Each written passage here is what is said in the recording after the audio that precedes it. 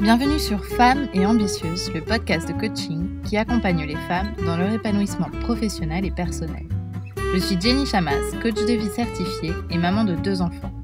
Les informations que je partage ici sont disponibles sur mon site coachapi.com. Abonnez-vous au podcast sur la plateforme de votre choix, un nouvel épisode est disponible tous les mardis.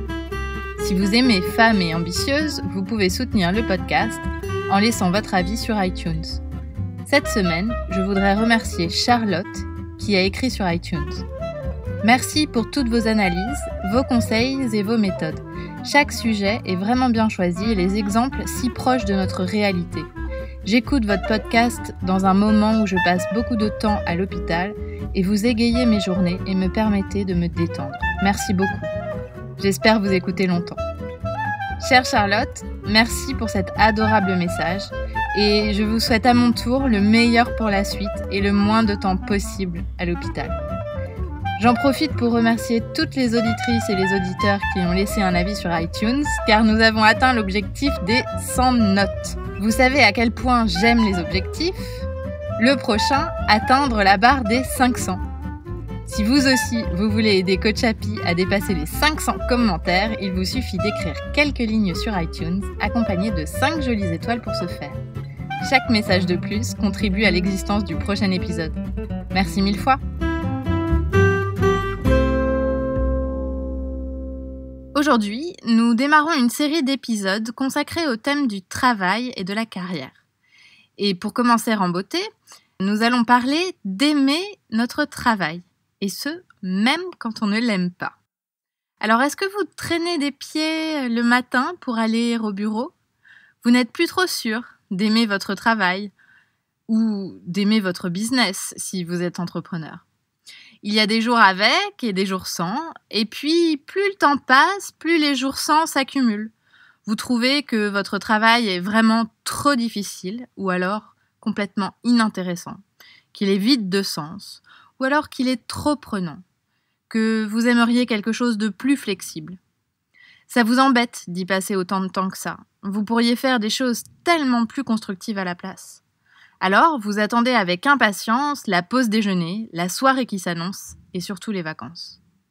Pourtant, vivre comme cela ne vous plaît pas pour autant. Vous êtes quelque part, et vous avez envie d'être ailleurs. C'est frustrant, et en plus, bien souvent, vous culpabilisez d'être là. Alors, vous pouvez avoir de très bonnes raisons de ne pas aimer votre travail ou de ne plus l'aimer.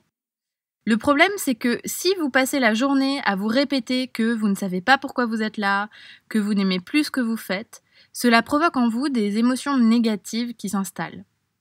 Et on passe tellement de temps au travail qu'il est nécessaire à notre hygiène mentale d'y trouver un intérêt. Sinon, les dimanches soirs sont infernaux, la perspective de retourner au boulot un vrai drame, et ne parlons pas de la semaine qui se profile.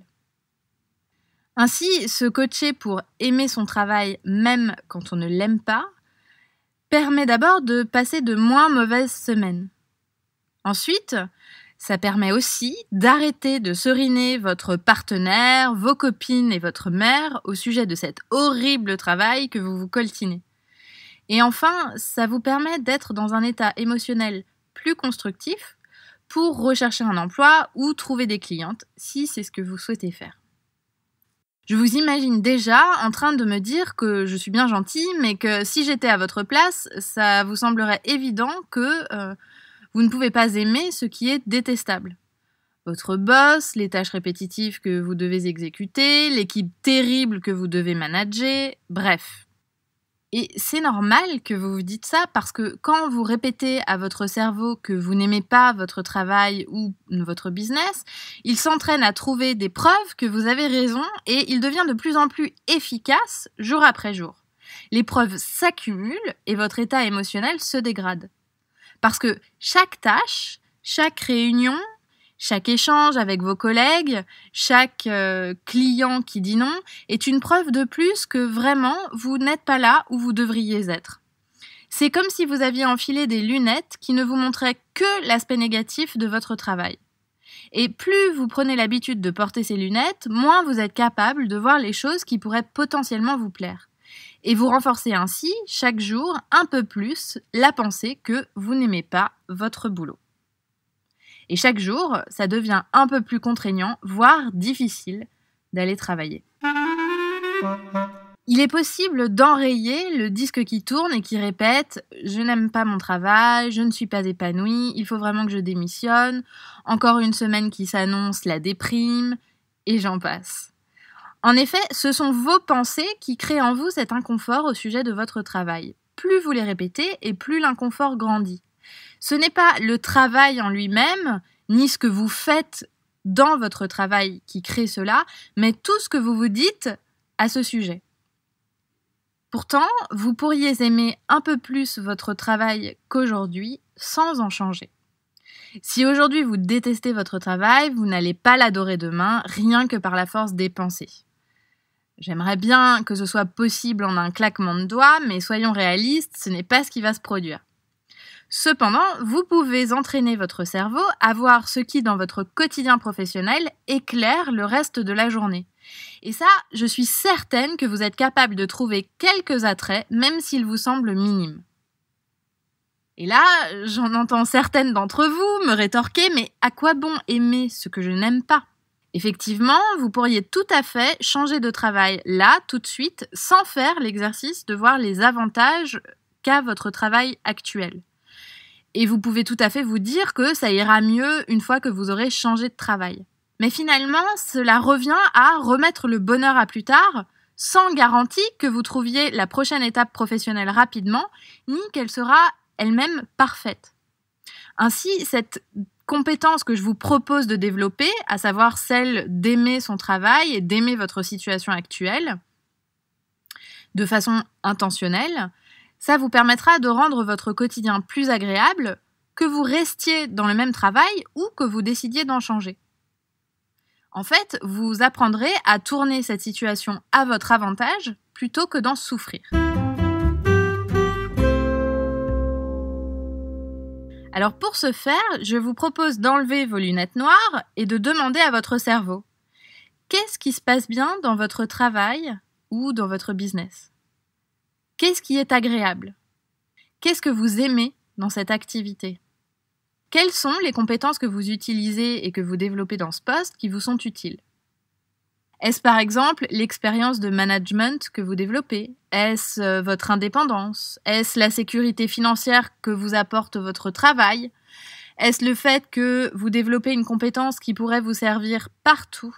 Est-ce les RTT qui vont de pair avec votre contrat et vous permettent de vous reposer de temps en temps ? Est-ce votre collègue avec qui vous rigolez bien ? Est-ce la vue par la fenêtre quand vous êtes assise à votre poste ?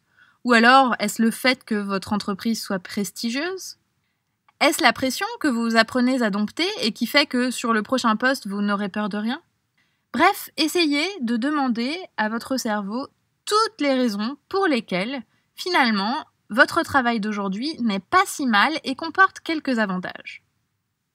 Portez votre attention sur toutes ces raisons-là. Demandez à cette puissante machine qu'est votre cerveau de voir les atouts plutôt que les contraintes. Vous aurez toujours le choix ensuite de changer de travail, mais cela ne conditionnera plus votre bien-être.